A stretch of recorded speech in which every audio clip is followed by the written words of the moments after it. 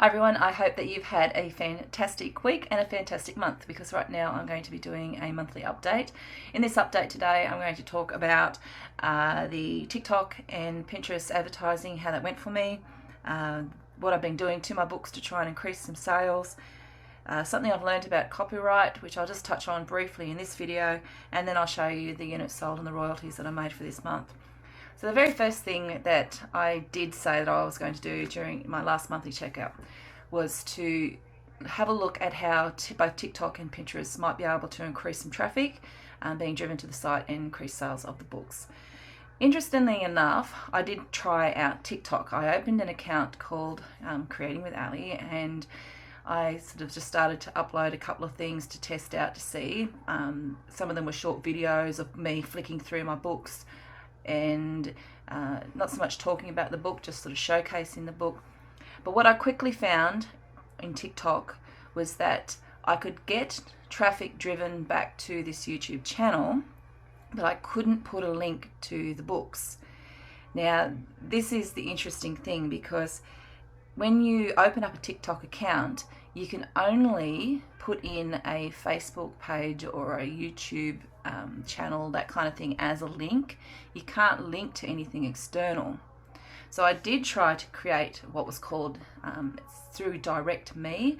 It's like a landing page, and it's free. You can go in, you can create one, and you can create sections where you can put books in. I'll quickly show that to you now, and I can do more of a video on that if you're interested later. But you can't link the Direct Me to the TikTok page. The only time that you can start doing that is when you get to about 5,000 followers, and you need 5,000 followers to be able to do the linking. You also need those amount of followers to do affiliate links. Now, for me, that's a lot of work in trying to generate those followers. There's no quick way to get TikTok followers, unless of course you had a video that went viral.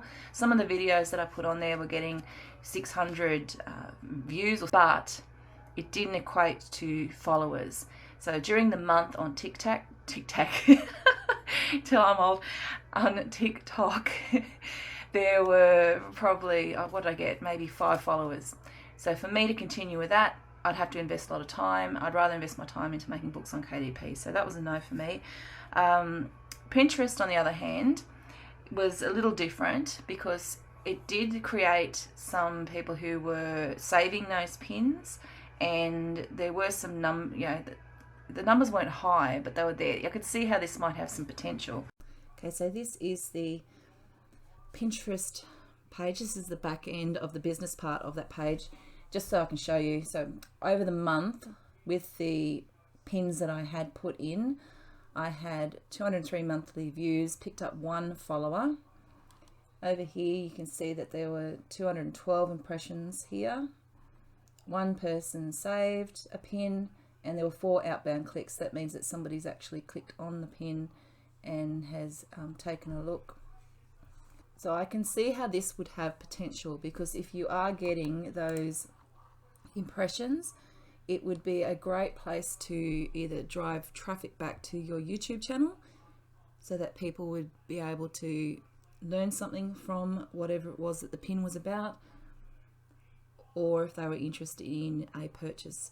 These did not translate to purchases, I can say now. It's possible one of them did, but that book seems to be picking up a little bit anyway.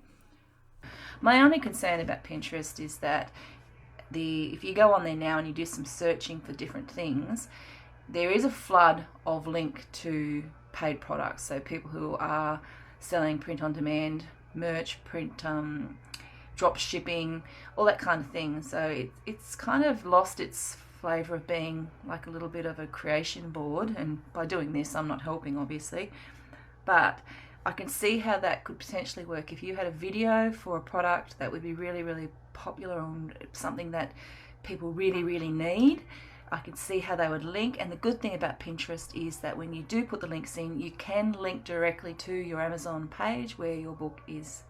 So that is a plus.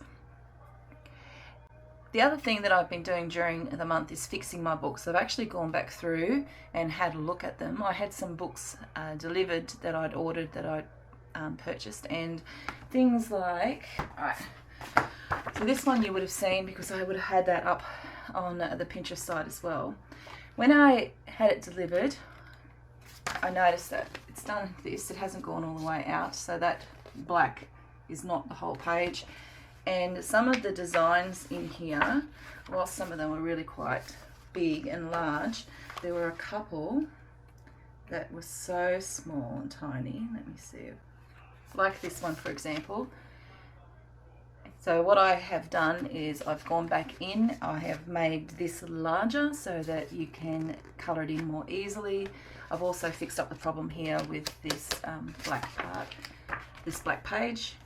The other book that I created was a password tracker, and whilst I created the pages here, you can see that I've got a border there with the alphabet, but I didn't think to put it on the other side. So again, having a look through the books and seeing what's working and what's not is really important. You can get author copies, or you can get proof copies, depending on what book you're creating. I'll probably do a proof copy on a novel or a children's book or something like that. But this is really valuable because now I've gone in and I've fixed those things. I've unpublished, fixed them, and we're ready to go.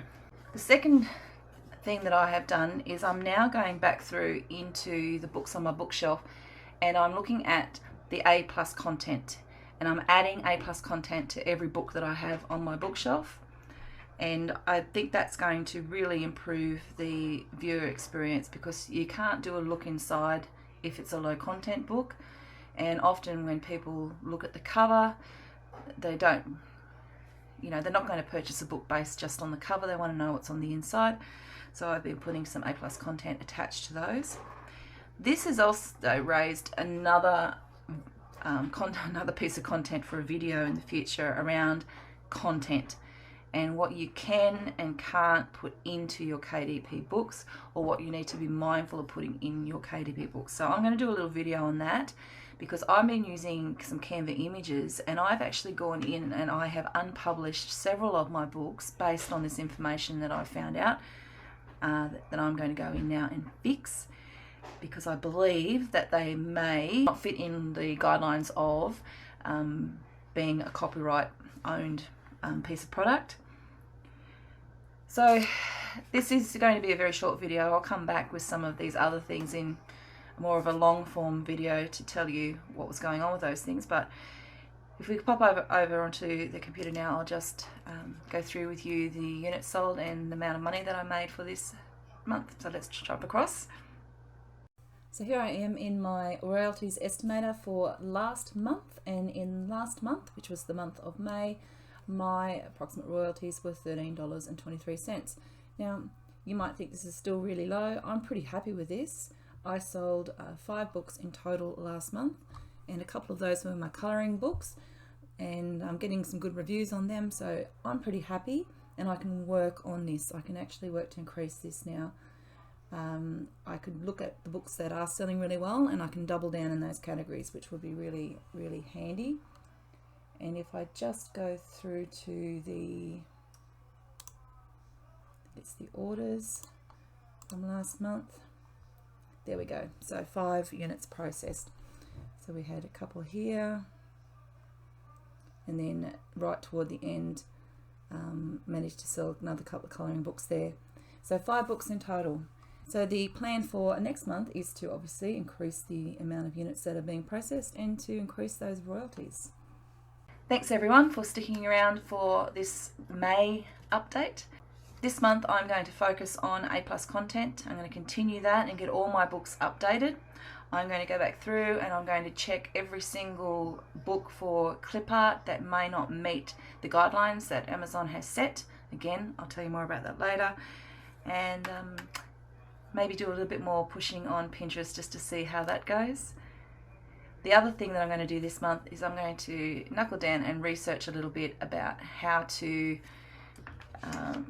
well, they call it niching down, but I'm going to use a program for that. It's called BookBolt. You may not have heard of BookBolt before, but BookBolt comes with some of those tools.